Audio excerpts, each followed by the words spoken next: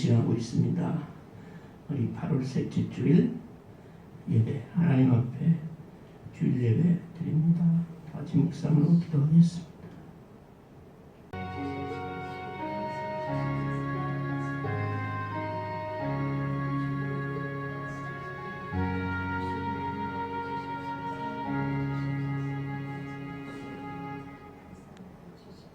온 세계가 전염병과 전쟁과 굶주림의 고통 가운데 실망하는 가운데서도 아버지 하나님의 놀라운 은혜를 우리가 사모하며 소망의 나라를 우리가 그리워하며 하나님의 말씀 가운데서 위로와 평강과 그분 주시는 기쁨으로 만족하게 하는 우리의 믿음이 되게 하여 주시옵소서.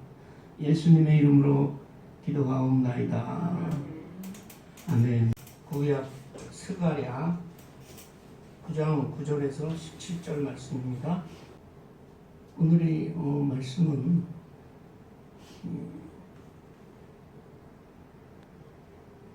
주님 오시기 전 약 450년 전에 스가랴라는 선지자를 통해서 하나님께서 하신 말, 들려주신 말씀인데요. 딱 보면 예수가 오실 거다라는 것을 정확하게 예언하고 있고, 그뿐만 아니라 예수님이 다시 오실 종말에 나타나는 상황을 이미 예언하고 있어요. 그래서 그런 생각을 가지시고 우리 함께 읽어보겠습니다.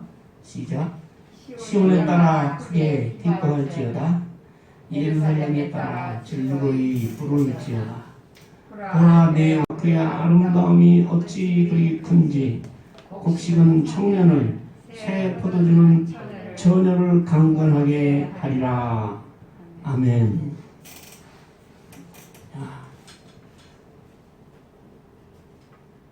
우리가 몇 주 동안 구약의 소선지서를 이제 보았는데, 지금까지 우리가 얘기한 선지서는 북이스라엘과 남유다가 망하기 전에 그 멸망할 유다와 북이스라엘에 대한 선지자들의 예언이었죠. 근데 오늘 스가랴서는 이미 망했어요. 우리가 여러 번 얘기하지만 BC 586년에 그 당시 신흥 강대국인 바벨론이라는 나라에 의해서 남유다가 멸망하고 맙니다. 그래서 그때의 모습을 열왕기하 25장 21절에 보면 딱 한 줄로 표현하고 있어요. 유다가 사로잡혀 본토에서 떠났더라. 유다가 사로잡혀 본토에서 떠났더라.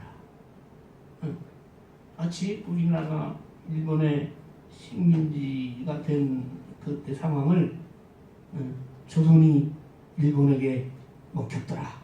그렇게 한마디로 표현할 수 있잖아요. 그렇게 완전히 멸망한 후에 그 강대 바벨론이 한 50년 좀 지나서 메데 파사의 연합군에 의해서 그 바벨론이 또 멸망을 당해요. 그리고 그 파사왕 고레스라고 성경에 나오는데, 파사라는 건 뒤에 가서 페르시아, 이란, 지금 그쪽 지역이 되겠어요? 바사왕 고레스가 하나님의 은혜로 사로잡혀갔던 유다를 석방해서 유대 땅으로 돌려보낸다라는 포고령을 발표한 게 538년쯤 돼요. 그게 1차 포로 귀환이에요. 바벨론의 포로는 3번에 걸쳐서 돌아오게 되는데, 제일 처음 돌아온 게 538년에 바사왕 고레스의 칙령에 의해서 돌아오게 되는데, 그때 1차 포로 귀환 때에 스룹바벨이라는 사람이 그 유대인들을 데리고 귀환하게 돼요. 바사왕 고레스가 스룹바벨이라는 사람을 유다 총독으로 임명해서 그 사람의 인도하에 많은 사람들이 다시 예루살렘으로 돌아오게 됩니다. 스룹바벨은 누구냐? 유다의 마지막 왕이 누구라고 그랬죠? 기억나세요 혹시? 시드기야.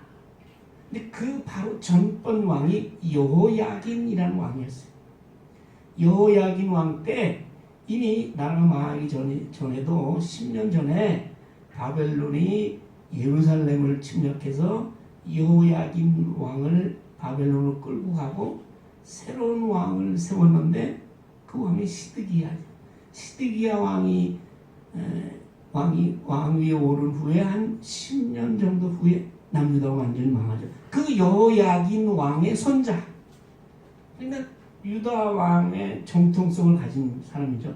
그 스룹바벨을 유다 총독으로 해서 예루살렘으로 포로를 데리고 귀환하게 됩니다. 이 예루살렘에 귀환한 포로들이 제일 처음 한 일이 뭐겠어요? 제일 처음 한 일이 다 파괴된 성전을 재건하는 일이었어요. 그래서 성전 재건하는 일을 시작을 했는데 그 하는 일이 많은 방해를 받아서 약 13, 14년 동안 중단하게 돼요. 근데 그 방해를 누가 했느냐? 누가 했겠어요? 원래 같은 동족이던 사마리아인들. 먼저 망한 북이스라엘에 살던 유대인들인데 이방 족속들하고 혼혈이 된 그 사마리아인들이 예루살렘 성전 건축을 못하게 방해를 해서 십수년 동안 예루살렘 성전 건축이 중단이 됐었어요. 그러니까 다시 포로로 잡혀 있다가 포로 신분이긴 하지만 다시 자기 고국 땅에 돌아와서 하나님을 섬기려고 성전을 짓기 시작했는데 이것이 방해 공작에 의해서 13년 4년 동안이나 중단이 되니까 모든 돌아온 그 포로 귀환한 사람들이 완전히 허탈감에 빠져서 있을 때 그때 하나님께서 스가랴에게 소명을 주어서 환상을 보게 하는 거예요. 그래서 읽어보셨는지 모르지만 스가랴서 1장부터 6장까지는 스가랴에게 보여주신 하나님의 8가지 환상이 나와요. 8가지. 그 중에는 쭉 1장부터 보면은 8가지 환상이 쭉 나오는데 그 내용은 뭐냐? 성전이 다시 성전이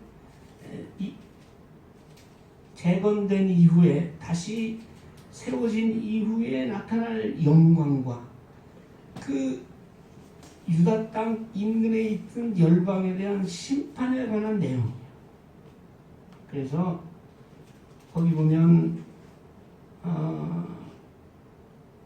8가지 환상이 계속적으로 나오는데 거기서 그 환상이 얘기하고 있는 것은 성전 건축을 지금 손을 놓고 태만하고 있는 이스라엘 백성들에게 경고하고 그들을 위로하고 그들에게 힘을 주어서 다시 성전 건축을 시작하게 하는 그런 내용들이에요. 그래서 1장부터 6장까지 그랬거든. 7장에는 여러분 보셨지만 금식에 관한 얘기예요. 말하자면 오랫동안 성전에서 모여서 하나님께 제사를 드리지 못하고 하나님에 대한 신앙이 식어졌잖아요.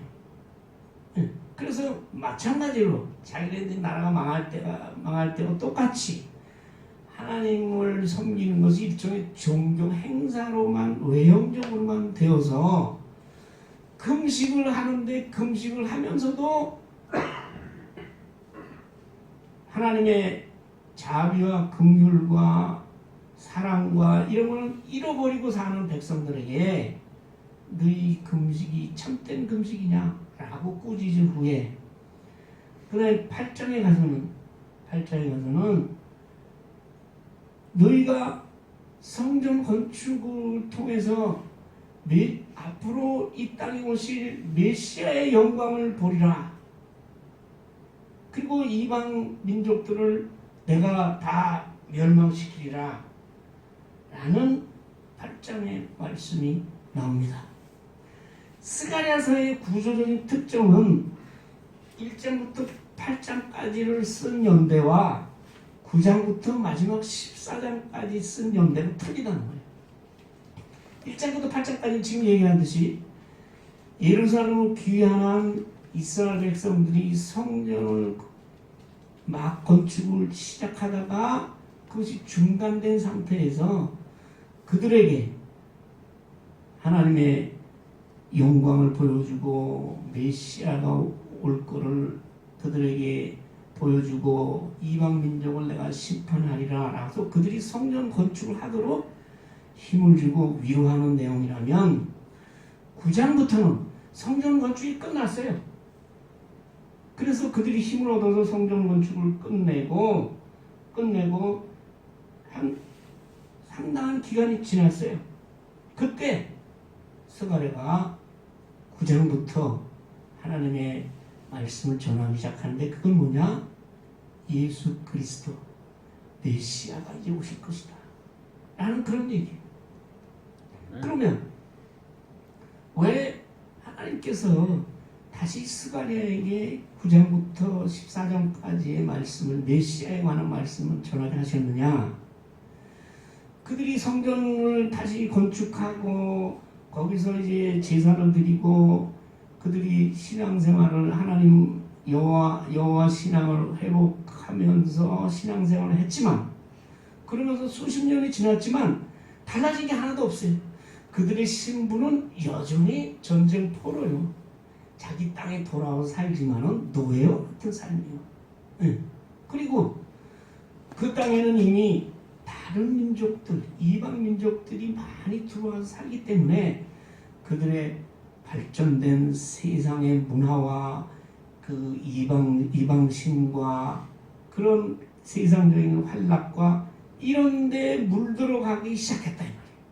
그래서 하나님께서는 유대인들에게 이방 민족하고의 결혼을 절대 금지시켰거든요.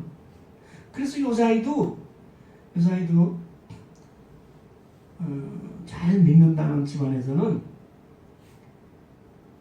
그 안 믿는 사람하고 자기 자녀들이 결혼하는 걸 반대해요. 옛날에는 어림도 없었어요. 요새는 어렸어요.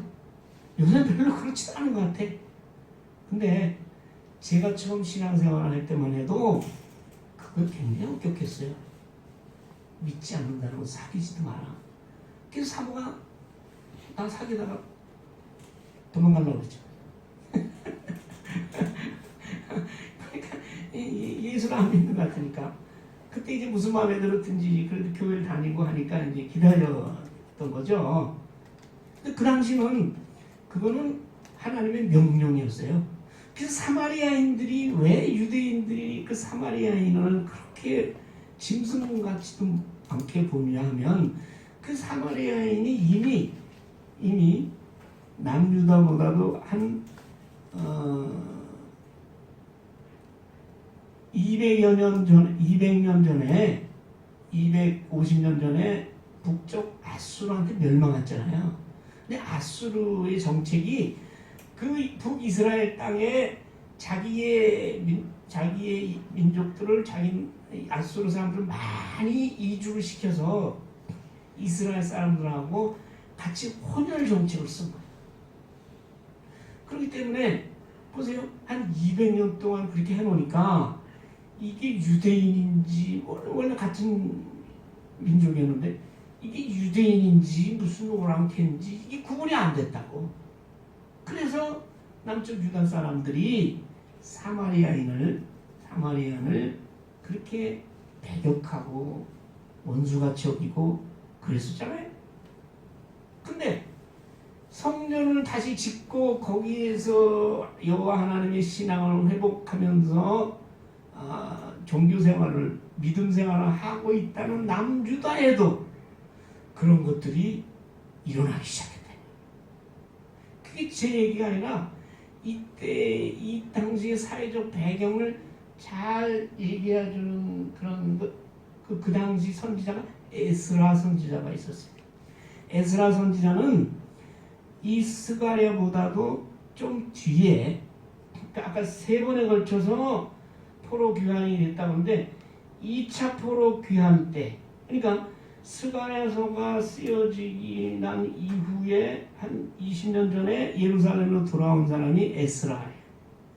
그 에스라가 돌아와서 그 당시 사회상 그 이스라엘의 하나님 믿는 신앙이 어떻게 변질되어 있는가를 에스라서 9장 1절 2절에 보면 나와요. 제가 이걸 자세히 보면서 찾았어요. 그럼 저는 그래요. 선지자 스가랴를 통해서 하나님이 이런 말씀을 하실 때는 이유가 있을 거다. 이유가 있을 거다. 여러분 성경을 보면 스가랴서는 특히 아까 얘기했죠. 1장 6절은 뭐 스가랴 환상 같은 거 무슨 쭉 보여주다가 뭐 측량줄을 잡은 사람, 여호와의 천사 앞에 여호수아가 서 있는 거, 순금 등잔대와 2 감람나무, 이런 거를 쭉 보여주었거든요. 6절 또 날아가는 2마리 뭐 이런 거. 그다음에 이제 6장에 가면 4병거에 관한 그런 환상. 7장에 가면 참된 금식이란 무엇인가. 8장에서 회복될 예루살렘의 영광과 평화, 그런 거를 보여주다가 갑자기 9장에 메시아에 관한 예언이 나오니까 이게 연결이 잘 안 되잖아요. 있는 사람은.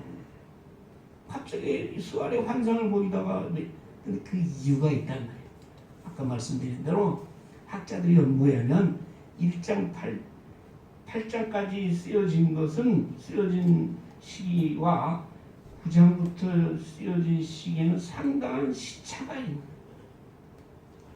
근데 그 시차 동안에 유대 백성이 성전을 건축하고 신앙생활을 했는데 거기에 따른 문제점들이 많이 일어났어요. 그래서 유다의 종교 지도자나 사회적 지도층에 있는 사람들이 그 남유다에 들어온 이방 사람들하고 같이 결혼하기 시작한 거예요. 같이 며느리를 맞이하고 또 딸을 사위를 맞이하고 이런 일들이 종교 지도자, 사회 지도자의 상류층부터 일어나기 시작했다. 그런데 심각한 신앙의 타락이죠. 사실은 그런 일이 없으면 하나님께서 선지자를 통해서 그런 예언의 말씀을 하겠어요? 그러니까 그런 사회적 배경하에서 스가랴를 통해서 이 땅에 메시아로 오실 예수 그리스도에 관한 예언을 하게 한 거죠. 너희 지금 그러한 하나님을 믿는 그런 타락된 신앙에서 빠져나오라. 거기서 벗어나라.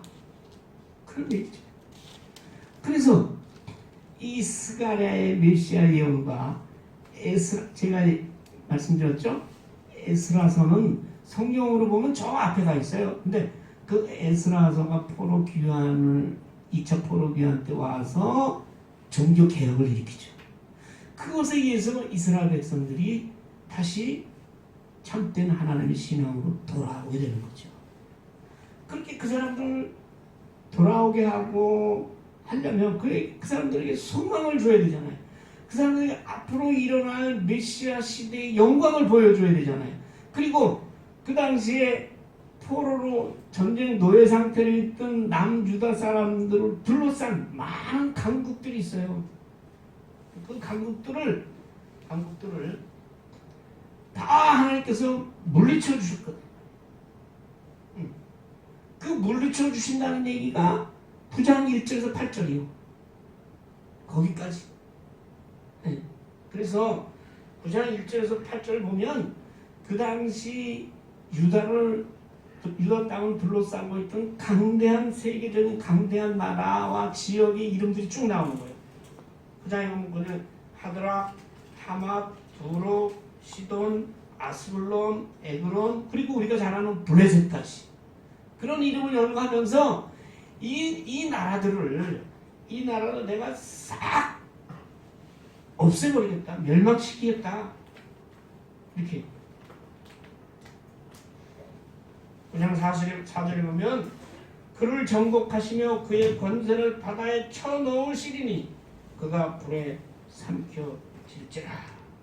그렇게 에그로는 그 소망이 수치가 되고 5절에 보면 임금이 끊어질 것이요 아스골론은 주민이 없을 것이요. 이렇게 너희가 지금 비록 노예 상태, 포로 상태로 있고 주변 강대국에 둘러싸여 있지만 그들을 내가 다 멸할 것이다. 그는 뒤에 오는 후에 주위의 강대국들 다 내가 멸망시킬 것이지만 너희를 구원할 메시아를 보내주겠다. 그러니까 너희는 어떻게 하냐? 기뻐하라, 기뻐하라. 지금 이스라엘 백성들의 입장에서, 유대 민족들의 입장에서는 기뻐할 일이 있겠어요? 포로로 자기 나라로 돌아올 때는 참 기쁨으로 돌아왔어. 와서 그 어려운 가운데 성전도 건축을 했어. 그래서 그때 건축된 성전을 스룹바벨 성전이라고 하는 거예요. 스룹바벨 성전. 그것이 예수님 당시에 건축 중이던 헤롯 성전, 그것이 스룹바벨 성전이 다 파괴된 후에 예수님이 그 당시에 있던 성전은 헤롯 성전이라 해서 헤롯 대왕이 유대인의 마음을 얻기 위해서 다시 건축된 세 번째 성전이 예수님 당시에 있었던 성전이에요. 스룹바벨 성전. 이걸 건축하고 그리고 자기들이 종교생활을 했는데 주위 이 세상이 너무 요새로 말하면 타락돼 있어. 거기 물들어 가는 거지. 그러니까 이 꼴을 어떻게 보겠어요? 그래서 메시아로 보낸다. 그러니까 9절의 처음에 기뻐하라, 즐거이 부르라. 이 즐거이 부르라는 거는 외쳐라 이거예요. 이거 뭐야? 전쟁에서 승리해서 부르는 노래예요. 시온의 딸 예루살렘 딸은 누구냐? 유다 백성이죠. 근데 정말 논적으로 보면 참된 하나님의 신앙을 가진 우리들이요. 그러니까 우리들이 기뻐할 이유가 있는 거예요. 메시아가 오셨고 그래서 우리를 구원하셨고 그분이 다시 오실 때 영원한 천국에서 누릴 영광을 하나님께서 보여주신 거예요. 그걸 사스가랴가 분명히 보고 전하니까 기뻐하라는 얘기가 나올 수밖에 없죠. 우리의 형편이 어렵고 세상이 세상이 지금 하나의 시한폭탄과 같은 거. 핵무기에 물리고 전염병이 언제 끝날지 몰라. 언제 다른 변이가 나타날지 몰라. 그런 가운데서도 우리가 기뻐해야 할 이유는 우리에게 구원 주신 초림 예수 메시아 뿐만 아니라 다시 오실 예수 그리스도, 정말의 영원한 천국의 기쁨과 소망만이, 그 영광만이, 그것으로 인해 우리가 기뻐할 수 있는 거예요. 다른 세상이 뭐가 좀 기뻐하겠어요? 요새 기뻐할 일이 있어요? 기뻐할 일이 있다면 잠깐이요. 잠깐. 저도 뭐 오래 살진 않았지만 70년 이상 세월을 돌아보면 잠깐이요. 잠깐. 그러니까 기뻐해야 된다. 소리쳐서 너희가 즐거워해야 된다. 그러면서 왜 기뻐해야 되냐? 왕이 이때의 왕이라는 건 온 우주와 온 만물을 다스리시는 하나님이 보내신 왕이죠. 그게 누구겠어요? 누군지 모르세요? 그럼 그 뒤를 보면 금방 알아요. 이건 아무리 성경 초보라도 왕으로 오시는데, 왕으로 오시는 건 뭐 하려고 와요? 구원하시기 위해서 와요. 우리를. 그렇죠? 이 세상에서 구원하시기 위해서 오는데 구원하시기 위해서는 왕을 대적하는 사람들을 다 무찔러야 되잖아요. 무찔러서 우리를 구원해야 되잖아요. 그러니까 왕으로 오시는데 공의롭다. 공의롭다는 얘기, 원래 이게 재판에 관한 얘기예요. 재판은 공정하게 이루어져야 되는 거죠. 죄는 잘 밝혀서 거기에 맞는 재판을 해야 되는 것이죠. 아주 쉽게 얘기하면 그 행한 대로 갚아준다는 것이 공의로운 거예요. 죄인은 무조건 용서해 주는 게 공의가 아니에요. 공의로우시고, 그러나 죄값대로 갚아주긴 하지만 그를 죄에서 구원하시고, 그런데 그 왕은 겸손하신 왕이라 해요. 겸손하신 왕. 겸손해서 어떻게 하느냐? 나귀를 타고 오신다. 나귀 중에서도 나귀 새끼를 타고 오신다. 누구시겠어요? 예수 그리스도. 아주 정확하게 예언하잖아요. 수백 년 전에 이미 예수 오시기 전에. 근데 안 믿겠어요? 믿을 수밖에 없어요. 그러니까 왕으로 오시는 예수님은 여기 성경에서 얘기한 것처럼 공의로우시고 구원을 베푸시고 겸손하신. 근데 그분이 오셔서 그럼 하실 일은 뭐냐? 평화, 화평. 화평이라는 것은 이 세상이 평안한 거, 내 마음이 평안한 거, 그것도 화평이라고 할 수 있고, 진정한 화평은 뭐예요? 진정한 평화는 뭐예요? 하나님과 나의 관계가 바로 서는 거예요. 내가 하나님의 자녀가 되는 것이에요. 그렇기 때문에 우리가 이 세상에서 진정한 평화와 화평과 평강을 누리려면 하나님 안에 있는 수밖에 없어요. 하나님 믿는 수밖에 없어요. 하나님이 보내신 예수 그리스도의 십자가의 구원의 은혜로만 우리가 참된 화평을 얻을 수 있는 거예요. 그 나머지 건 뭐예요? 잠깐이요. 그것이 있으면 우리가 이 땅에 살아도 천국의 삶을 살 수 있는 거죠. 여기 있잖아요. 에브라의 병거와 예루살렘 말을 끊게 말하면 이 세상의 모든 전쟁을 멈추게 하고 전쟁을 활도 끊고 그가 이방 사람에게도 화평을 전하고 그러한 초림 예수 그리스도의 통치가 온 땅에까지 이른다. 이건 뭐예요? 어떻게 이루어져요? 말씀으로. 하나님 말씀으로만이 이루어질 하나님의 통치죠. 근데 하나님은 나라라는 것은 하나님이 다스리는 곳을 얘기하는 거죠. 하나님의 말씀으로 다스리는 곳, 그것이 하나님의 나라 아니겠어요? 그래서 예수 그리스도 오시면 전쟁을 멈추고 참된 평화를 만들고, 그리고 그 하나님의 통치가 땅 끝까지 이를 것이다. 땅 끝까지 이르리라. 그렇게 되어 있잖아요. 그리고 그러한 것들이 어떻게 이루어지느냐, 어떠한 모습으로 이루어지냐, 언약의 피로 말미암아 갇힌 자들을 물 없는 구덩이에서 놓았나니. 이 언약의 피라는 것은 여기서 처음 나온 말이 아니에요. 그 어디서 나오냐? 원래 언약의 피는 출애굽한 이스라엘 백성이 시내산에서 하나님과 언약을 맺고 하나님의 백성이 되기로 하고 하나님의 말씀대로 언약대로 살아가기로 했는데, 그때 하나님께서 언약의 피를 내신 거예요. 왜냐하면 제물들을 다 죽여서 그 피를 뿌려서 그 언약을 맺은 거예요. 피로 맹성한 거죠, 말하자면. 요새 그 연속방송국 이런 거 보면은 그 피로 맹세하는 경우 많잖아요.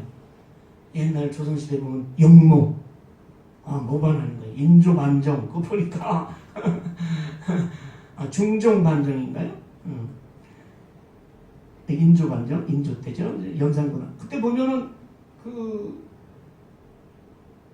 영모를 모의하는 사람들이 모여가지고선 딱 써가지고 난 돌아가면서 자기 손을 그어서 거기다가 찍더라.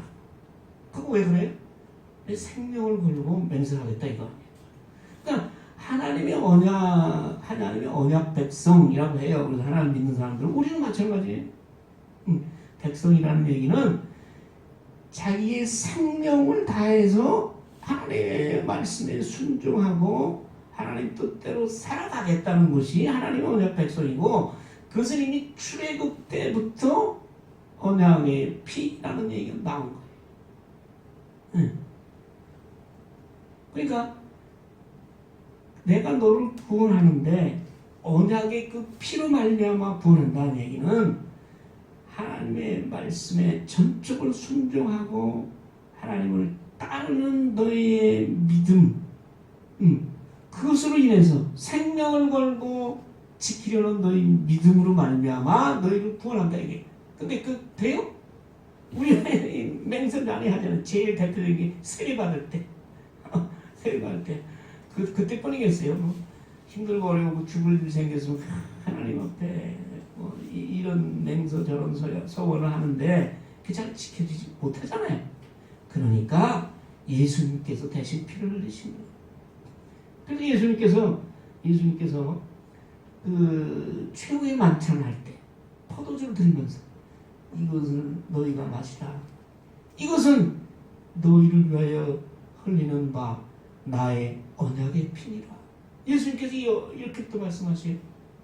그러니까 이 언약의 피로 인한 구원이라는 것은 결국은 예수 그리스도의 그 십자가에 흘리신 피로 말미암아 완성되고 온전하게 드러나는 거예요. 우리가 아무리 피를 흘리가 아니라 뭐 손을 자르지 않아 뭘 해도 우리는 지킬 수가 없어요.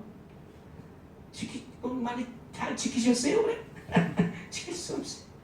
근데 오직 예수의 피로만이, 그 피로 말미암아, 이 얘기는 예수 그리스도가 오셔서 흘리는 피, 그거를 결국 얘기하는 거죠. 그래서 내 갇힌 자, 물 없는 웅덩이라는 것은 뭐냐면 감옥이죠. 여러분 물 없는 구덩이에 쳐놓으면 그 죽으려는 거예요, 살려는 거예요? 죽으려는 거 아니에요. 그래서 요셉이 애국으로 팔려가기 전에 그 형들이 물 없는 구덩이에다 갖다 쳐놓잖아요. 죽으라고. 그것도 당장 죽이자는 거를 그러면 안 되지. 그래서 물 없는 구덩이에다가 쳐놓으면 죽으라는 얘기고, 이건 뭐예요? 사망 속에, 죽음 가운데, 죄 가운데 벌어졌다 이 말이에요. 그게 우리죠. 사실은요, 하나님 모르고 예수를 부인하고 사는 삶은 물 없는 구덩이에 처박힌 삶이요. 당장은 안 죽지. 물 안 먹는다고 뭐 죽나? 그러나 긴 시간이 지나면, 그리고 이미 거기 들어간 순간 죽음으로 결정된 삶 아니에요? 물 없는 구덩이에서 얼마나 살겠어요? 우리의 모습이에요. 거기서 하나님께서는 언약의 피로 말미암아 너희를 건지시겠다. 얼마나 이게 기가 막힌 선지자의 예언이에요. 우리 하나님이 보여주시는 거예요. 그 당시 백성들을 생각해 보세요. 아무 희망도 없고 성전이라고 건축했는데 그들의 신앙은 하나님을 배반하는 신앙으로 말씀을 순종하지 않고, 그러면서도 금식은 안 돼. 그러면서도 제사는 드려. 그런데 그들의 삶은, 그들의 신앙은 타락해 가고 있는 거예요. 마치 자기 나라가 망할 때처럼. 그러니까 하나님 입장에 이거 안 되겠거든. 큰일 났거든. 그래서 오죽하면 메시아 예수 그리고 언약의 피를 그들에게 말씀해 주셨겠어요? 노아나니. 근데 여기 중요해요. 여기 오늘의 제목도 참, 이 스가랴서를 보면서 이 제목을 뭘로 하나 했어요. 근데 이 말씀이 딱 저한테 꽂힌 거예요. 갇혀 있으나 소망을 품은 자들아, 너희는 요새로 돌아올지니라. 그래서 여기서 제가 말씀의 제목을 소망을 품은 자들아 요새로 돌아올지니라 그렇게 말씀 제목을 정했죠. 갇혀 있으나 소망을 품은 자들, 그게 누구예요? 그게 우리잖아요. 우리가 하나님 믿는다고 해서 이 세상의 죄악 가운데서 완전히 벗어나서 우리가 뭐 구름 위에 가서 삽니까? 아니잖아요. 여전히 이 세상 죄 가운데 갇혀 있어요. 그러나 우리는 천국 소망이 있잖아요. 그 하늘나라의 소망을 품었기 때문에 그들에게 말씀하시는 거예요. 택한 백성에게 돌아오라, 돌아오라. 세상으로 빠지지 말고 돌아오라. 여기